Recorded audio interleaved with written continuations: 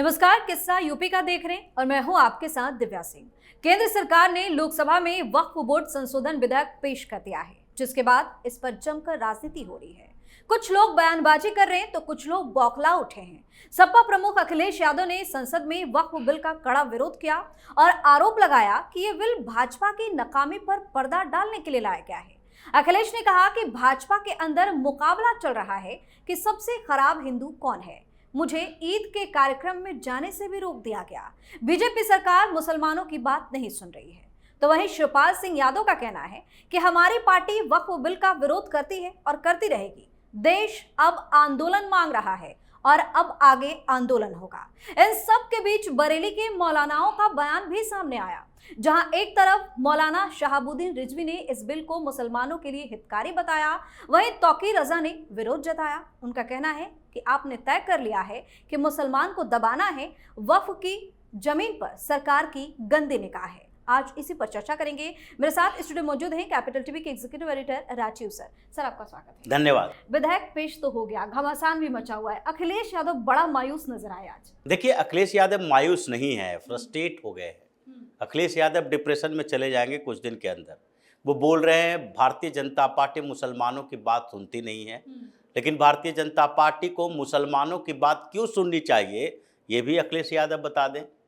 अगर अखिलेश यादव को लगता है कि वक्फ बोर्ड की प्रॉपर्टी, जितनी प्रॉपर्टी है 9,43,000 एकड़ जमीन, तकरीबन 8.75 लाख प्रॉपर्टी, ये जो प्रॉपर्टी है वक्फ बोर्ड की, वो कहाँ से आई है? अखिलेश यादव इसका एक जवाब दे देते। सदन में बातचीत कर रहे थे तो कहते कि भाई देखिए, ये इन लोगों के बाप दादाओं की संपत्ति है और इसलिए इनके बाप दादाओं की संपत्ति इन्हीं के पास रहनी चाहिए। डिस्प्यूट हो तो हो, हिंदुओं को सेक्रीफाइस करना पड़े तो करे, लेकिन इन लोगों के बाप दादाओं की संपत्ति इनके पास रहनी चाहिए। और वो आंकड़े बताते कि हिंदुस्तान में वक्फ की शुरुआत कैसे हुई, वक्फ बोर्ड कब बना और वक्फ की प्रॉपर्टी कहाँ कहाँ से आई। एक तरफ ये लोग चिल्ला कर चीख चीख कर कहते हैं सबसे कमजोर, सबसे जो नीचे के स्तर पर गया हुआ कम्युनिटी है मुसलमानों का, आर्थिक रूप से कमजोर है, रोजगार नहीं है इनके पास, जमीन जायदाद नहीं है, ये भिखमंगे साबित करने में लगे रहते हैं। सच्चर कमेटी की रिपोर्ट भी आई, उसमें भी कहा गया कि भाई सबसे दबा कुचला कौम है। तो फिर इन लोगों ने अपनी प्रॉपर्टी वक्फ की, या फिर ये प्रॉपर्टी जो है जिसके आंकड़े बताए जाते हैं वो हिंदुस्तान की प्रॉपर्टी थी जिसे आक्रांताओं ने वक्फ प्रॉपर्टी बनाई। ये अखिलेश यादव की औकात है तो इस पर डिबेट संसद के अंदर कर लेते, बता देते।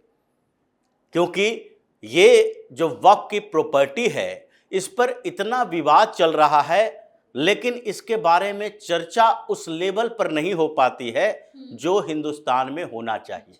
और उसके बाद पता चलेगा कि जो आज वक्फ कर रहे हैं और ये जो ओवैसी से लेकर रिजवी तक, ये सारे कभी समर्थन कभी विरोध कर रहे हैं। जैसे ये समर्थन करने वाले लोगों पर भी हमारा विश्वास नहीं है, विश्वास करने के योग्य नहीं है। ये कुछ जो वक्फ बोर्ड संशोधन विधेयक का समर्थन कर रहा है उसके पीछे उसका सेल्फ इंटरेस्ट है। या तो वो डरा हुआ है इसलिए अपना चेहरा सुरक्षित रखना चाहता है, अपने आप को सुरक्षित रखना चाहता है, या फिर उसके पीछे कुछ और इंटेंशन है कि इसके नाम पर कहीं ना कहीं हमें कोई जगह मिल जाए, सरकार के इर्द गिर्द हम चले जाए। क्योंकि इन लोगों पर विश्वास किया ही नहीं जा सकता ये वक्फ बोर्ड संशोधन विधेयक का समर्थन करेगा। कुछ मुस्लिम महिलाएं अगर सामने आ गई, कुछ मुसलमान डुगडुगी बजाते हुए सामने आ गए, वो भी हो सकता है पॉलिटिकली मोटिवेटेड हो, उसके दिमाग में जहर ही भरा रहेगा। लेकिन वक्फ बोर्ड संशोधन विधेयक पर मुसलमान विरोध कर रहे हैं, कोई समस्या नहीं है, उससे विरोध करना चाहिए। क्योंकि अभी उसकी प्रॉपर्टी छीनी जाएगी, सर्वे होंगी और फिर से सर्वे होगा। क्योंकि ये वक्फ बोर्ड की शुरुआत जिसने की वो भी आक्रांत था, जिसने सबसे ज्यादा संपत्ति वक्फ की वो भी आक्रांत था। ये सारे मुस्लिम सुल्तानों शासकों की प्रॉपर्टी है 90%। ये 10-20% ये जिसके पास खुद का ही नहीं है वो कितना प्रॉपर्टी वक्फ करेगा। ये जो बड़े बड़े मुस्लिम समुदाय के लोग हैं, अभी सांसद है असदुद्दीन ओवैसी चिल्ला रहा है, चीख रहा है, बोल रहा है, या इमरान प्रतापगढ़ी है कांग्रेस से, इमरान मसूद है, या फिर समाजवादी पार्टी के जितने मुस्लिम सांसद हैं, उसको खड़ा करके एक बार पूछा जाए कि आपने कितनी प्रॉपर्टी अभी तक वक्फ की है, कितनी प्रॉपर्टी आपकी है जो अब तक या आपके खानदान में किसी ने अपने आसपास में कुछ जमीन वक्फ की हो। ये तो दुर्भाग्य की बात है कि इन लोगों से पूछा नहीं जाता है। तो आया कहां से? ये शुरुआत ही हुआ था मोहम्मद गौरी से। मोहम्मद गौरी आक्रमण किया, मुल्तान पहले जीता, तराइन के युद्ध के बाद दिल्ली पर कब्जा किया, पृथ्वीराज चौहान को हराया, एक बार हार के भागा, लेकिन जब वो जीत कर आया तो मुल्तान में ही, ये जो अभी हिंदुस्तान में है भी नहीं, लेकिन वहीं पर उसने 2 गांव, जीता हुआ गांव वक्फ कर दिया कि इसको भाई धार्मिक कार्यों में इसके रेवेन्यू को लिया जाएगा। रेवेन्यू ऐसा नहीं है कि वो रजिस्ट्री हो गया कि अब ये प्रॉपर्टी जो दोनों गांव की होगी वो प्रॉपर्टी पूरी तरह से मस्जिद मदरसा चलाने के लिए काम आएगा। मतलब वहां के रेवेन्यू जो होंगे, आज भी रेवेन्यू की बात होती है। सरकार की पूरी जमीन, हिंदुस्तान की जितनी जमीन है वो सरकार की है, क्योंकि सब लोग मालगुजारी भरते हैं, सरकार को टैक्स देते हैं। तो जब आप टैक्स दे रहे हो तो फिर आपका अपना निजी पूरी तरह से नहीं है, सरकार के आप ट्रस्टी हो, और इसलिए सरकार जब चाहे आपकी प्रॉपर्टी ले सकती है, कंपनसेशन देती है उसके लिए। तो इसलिए उसने रेवेन्यू की बात की। आगे धीरे धीरे उसने शासन यहां स्थापित कर दिया। अब उसके ही इशारे पर, उसके पद चिन्ह पर आगे चलता रहा, चाहे कुतुबुद्दीन ऐबक हो, इल्तुतमिश हो, तुगलक आया, खिलजी आया, फिर ये सारे जो दिल्ली सल्तनत के शासक थे वही करता रहा। फिर लोदी आया, इब्राहिम लोदी हार गया, बाबर एक और आ गया उज्बेकिस्तान से, तो वहां से कितना अरब करोड़ रुपया लेकर आया था कि यहाँ जमीन खरीद खरीद के ये मस्जिदें बनाता था, या फिर जमीन खरीद के वहां पर उसने वक्फ बोर्ड को दान दिया, वक्फ को दान दिया। ये कुछ नहीं, वहीं से धीरे धीरे कब्जा किया, इन जमीनों को पकड़ लिया, यहाँ एक मस्जिद बनाया जाएगा, यहाँ एक दरगाह बनाई जाएगी। यहाँ क्या किया जाएगा? मस्जिद दरगाह के अलावा कुछ नहीं तो मकबरा, किसी न किसी का मकबरा है। अब ये सब वक्फ के नियंत्रण में रहेगा, सरकार ही नियंत्रित करती थी, यानी कि उस समय का सत्ता नियंत्रित करता था। लेकिन फिर भी ये जमीन बढ़ती गई, संख्या बढ़ती गई। ब्रिटिश काल में इसको लेजिटिमाइट किया गया और वक्फ एक्ट आया 1923 में, लेकिन उसमें भी ऐसे कठोर प्रावधान नहीं थे, उसमें भी प्रावधान अलग थे। इसलिए वक्फ की प्रॉपर्टी इन लोगों के हवाले नहीं थी, ये सरकार का ही कंट्रोल में था। फिर आज़ादी के बाद वक्फ एक्ट आया 1954 में, उसमें भी ये व्यवस्थाएं नहीं थी। उसमें भी कहा गया धार्मिक कार्य, यानी कि इसके मजहबी कामों के लिए, पब्लिक के कामों के लिए जो प्रॉपर्टी यूज हो रही है, यानी वक्फ बाय यूजर की बात जो की जाती है वो 1954 में थी। उस समय अगर वक्फ एक्ट 1995 की तरह कठोर कानून बनाए गए होते तो ये जवाहरलाल नेहरू की सरकार भी नहीं चलती, उस समय की स्थिति थी। लेकिन अब ये राहुल गांधी जैसे लोग, सोनिया गांधी जैसे महिला, ये सब तो जवाहरलाल नेहरू को भी बेवकूफ समझते हैं। वो उस समय के जितने बड़े कांग्रेस के लीडर थे उनकी कमाई खाएंगे, आज भी कहेंगे उन्हीं की पार्टी है, सबसे पुरानी पार्टी है, लेकिन उन्होंने किया, उसको भी तुमने उलट दिया। वक्फ एक्ट आया फिर से 1954 के बाद, ये 1995 में लाया, उसमें संशोधन कर दिया, नहीं भाई जो भी प्रॉपर्टी है सब वक्त में हो जाएगा अगर उसके नाम से है, यूज के आधार पर नहीं। पहले तो यूज के आधार पर ही था कि अगर यूज किया जाता रहा हो, श्मशान घाट हो, यानी कि उसका कब्रिस्तान जो रहता है वो कब्रिस्तान हो, या फिर मस्जिद हो, या फिर कोई मदरसा चल रहा हो, या कोई दरगाह हो, या फिर इसी तरह का कोई इस्लामिक स्ट्रक्चर हो, बहुत सारे मकबरे थे, उन सब का यूज जो किया जा रहा है उसके आधार पर वक्फ में शामिल हो जाएगा। लेकिन 1995 में कह दिया नहीं, एक बार हो गया तो हो गया, सब उसी का है, चाहे यूज उसका जिस तरह से किया जाए। अब उसके बाद अमेंडमेंट ये 2013 में भी लेकर आए, इन लोगों ने वक्फ ट्रिब्यूनल बना दिया। मजिस्ट्रेट कोर्ट की बात थी 1954 में, इन लोगों ने सारा खत्म कर दिया। अब जब फिर से संशोधन हो रहा है तो तुम्हें परेशानी क्यों हो रही है? जब संशोधन 1995 में हुआ था तो अखिलेश यादव की पार्टी ने विरोध किया था कि कांग्रेस के गोद में बैठी हुई थी। जब 2013 में हुआ था तो अखिलेश यादव की पार्टी ने विरोध किया था कि नहीं, संशोधन नहीं होना चाहिए, पहले जैसा है वैसा, क्योंकि कांग्रेस के गोद में बैठी हुई थी। तो इन सारे सो कॉल्ड सेकुलर पार्टियों ने मिलजुल कर जो स्थितियां पैदा की है, अमित शाह ने सही कहा संसद के अंदर कि आपकी जिम्मेदारी आपके लोकसभा क्षेत्र में भी है और आपके अपने क्षेत्रों में भी है। ये जो बैठे हुए विपक्ष के लोग हैं, आज तो चुन चुन कर अमित शाह ने जवाब दिया है, जिसके बाद डिंपल यादव भी मुस्कुराने लगी, सभी लोग हंसने लगे। देखिए, ये डिंपल यादव मुस्कुराए, अखिलेश यादव मुस्कुराए, ये मजाक का सब्जेक्ट है ही नहीं। अगर डिंपल यादव मुस्कुरा रही है तो उनको मुस्कुराना नहीं चाहिए था, गुस्से से बाहर जाना चाहिए था, क्योंकि इन लोगों ने और मुलायम सिंह के परिवार ने जो उत्तर प्रदेश की स्थिति पैदा की है, ये पारिवारिक पार्टियों ने, उसके बाद इनके चेहरे पर मुस्कान केवल मुसलमानों के लिए आता है। हिंदुओं के कामों में कभी ये मुस्कुरा ही नहीं सकता। जो स्थितियां पैदा की है इन लोगों ने, बात हिंदुओं की है कि तुम जो यहां पर संसद के अंदर सिर्फ मुसलमान मुसलमान मुसलमान कर रहे हो, बाहर जाकर हिंदुओं से आंख में आंख कैसे मिलाओगे? ये जो बोल रहे हैं ना अखिलेश यादव कि नहीं नहीं, हमको यहां बीजेपी में कंपटीशन है कि कौन सबसे खराब हिंदू है। भाई, तुम तो दिखावे की हिंदू हो, हिंदू रहने का तुम्हें अधिकार नहीं है। इससे बढ़िया होता कि आप कन्वर्ट कर लिए होते तो हम लोगों के नजरों पर से पर्दा हट गया होता। और जो लोग से रोका भी नहीं जाता फिर, और जो लोग हैं बैठे हुए इनकी पार्टी के इर्द गिर्द, जिसमें मुसलमानों के अलावा ओबीसी में ये पीडीए सीडीए जितने समीकरण चलाते हैं, ये सारे समीकरण ध्वस्त हो गए होते। ओवैसी तो मुसलमानों की पार्टी है, उत्तर प्रदेश में कितनी सीटें मिलती है, क्योंकि ये दिख जाता है हिंदुओं को, सामान्य हिंदुओं को भी दिख जाता है कि देखो भाई, ओवैसी दाढ़ी टोपी लगाकर आया है, ये केवल मुसलमानों की पार्टी है, मुसलमानों की बात करेगा। लेकिन ये छिपे हुए लोग हैं। जैसे कहते हैं ना, सामने में जो शत्रु है उससे लड़ना आसान होता है घर में छुपे हुए शत्रुओं की अपेक्षा।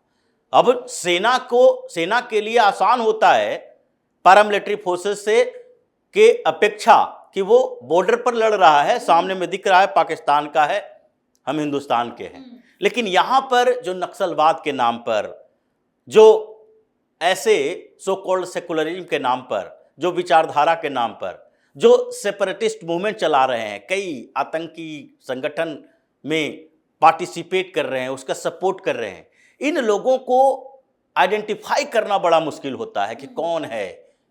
प्रोफेसर बन के बैठा हुआ है कॉलेज में, नक्सल सिंपैथाइजर है, नक्सलों को विचारधारा के आधार पर उन युवाओं को भ्रमित करके हथियार थमा रहा है। ये बैठा हुआ है वकील बन के, बड़ा सिंपैथाइजर है किसका? जिहादियों का। वो बड़े बड़े पॉलिटिशियन हैं जो जिहादियों का समर्थन कर रहा है, वो आतंकी संगठनों के साथ किसी न किसी तरह का उसका लिंक है। इन लोगों को पहचानना बड़ा मुश्किल होता है और सामान्य लोग भ्रमित हो जाते हैं। जैसे अखिलेश यादव की बात है, अखिलेश यादव अगर मुसलमान होते तो क्या उत्तर प्रदेश में मुसलमान के पार्टी होने के बावजूद इनको सत्ता में आने दिया जाता? क्या अब तक कोई आया? केरल में इंडियन यूनियन मुस्लिम लीग है, प्योर मुसलमानों की पार्टी, या पीएफआई का एक विंग बना एसडीपीआई, वो भी मुसलमानों की पार्टी, या फिर ओवैसी की पार्टी एआईएमआईएम, ये मुसलमानों की पार्टी। कहीं भी किसी स्टेट में ये सत्ता तक पहुंच सकता?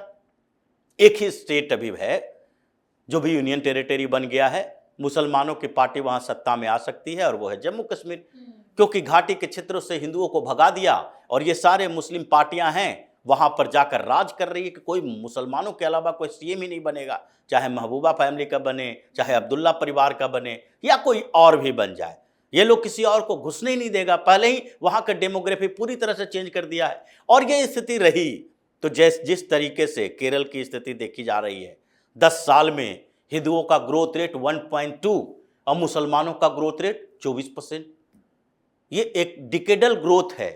जो मुस्लिम वहां 12-14% हुआ करते थे, आज 26% 30% हो गया। क्रिश्चियनिटी बढ़ बढ़ के 18% 19% हो गया, और हिंदू 60%, 65% से घटते घटते आज 53-54% बचे हैं। 10-5 साल में वहां घटते घटते 40%, 30% हो जाएगा, फिर मुस्लिम लीग की सरकार बन सकती है। लेकिन अभी स्थिति वो नहीं है। उत्तर प्रदेश में अखिलेश यादव जिस दिन ये दाढ़ी टोपी पहन लेंगे, ये दिखावा नहीं करेंगे, मुसलमान परस्त हैं लेकिन घर में पूजा पाठ करेंगे, नाम क्या है, अखिलेश यादव, डिंपल यादव, धर्मेंद्र यादव, शिवपाल यादव, ये भी नाम बदल लें, कन्वर्ट कर लें, फिर देखें अपनी औकात ये मुसलमानों की परस्ती, मुस्लिम परस्त राजनीति करने वाली पार्टी का क्या असर होता है। इन्हीं लोगों को पहचानना है और अभी तक इनको सही तरीके से पहचाना नहीं गया है। लेकिन अब जिस तरीके से हिंदुओं के अंदर भी वो चमत्कारिक क्षमता आ रही है, अब धीरे धीरे इन लोगों का इलाज हो रहा है। कल ही ये राज्यसभा में ये लोग डिबेट के दौरान कर रहे थे, रामजी लाल सुमन की बात कौन सुनेगा। ये सुमन की बात कौन सुनेगा, ये सुनने वाले सुन रहे हैं, इसलिए तो उसके घर पर पहुंच रहे हैं। अब इन लोगों को लगता है उनकी बात क्या सुने कि मुझे माफ कर दो, हमने जो राणा सांगा के बारे में बोला था वो ऐतिहासिक तथ्य है, पता नहीं कहां से इतिहास लेके आ जाते हैं। तो इसलिए अखिलेश यादव ने जो बातें कही है, अब संसद से निकलकर दिल्ली से बाहर भी जाएंगे, उत्तर प्रदेश वापस जाना है इनको।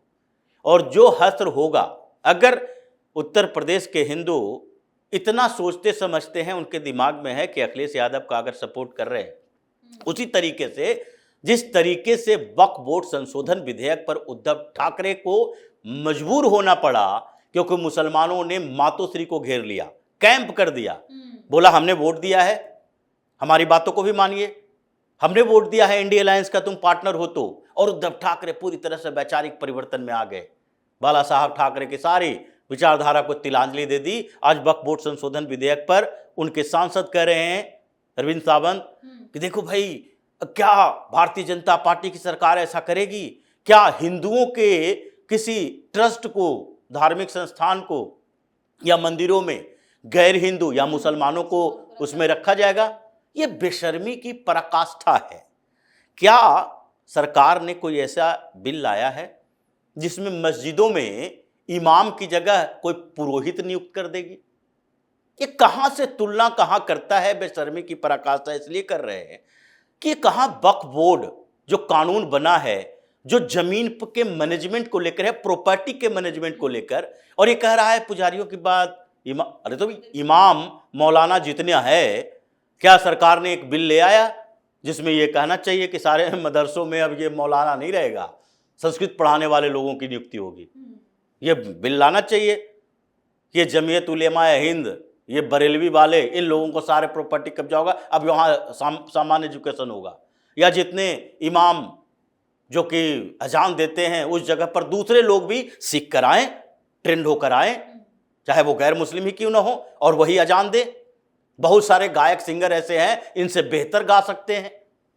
तो ये मूर्खता की पराकाष्ठा है और इन लोगों ने जो वैचारिक परिवर्तन किया है, अब दिल्ली से जैसे ही ये लोग बाहर अपने अपने क्षेत्रों में जाएंगे, शाह ने सही कहा कि वहां पर इसकी गूंज सुनाई पड़नी चाहिए और अखिलेश यादव को इसका भुक्तभोगी होना पड़ेगा।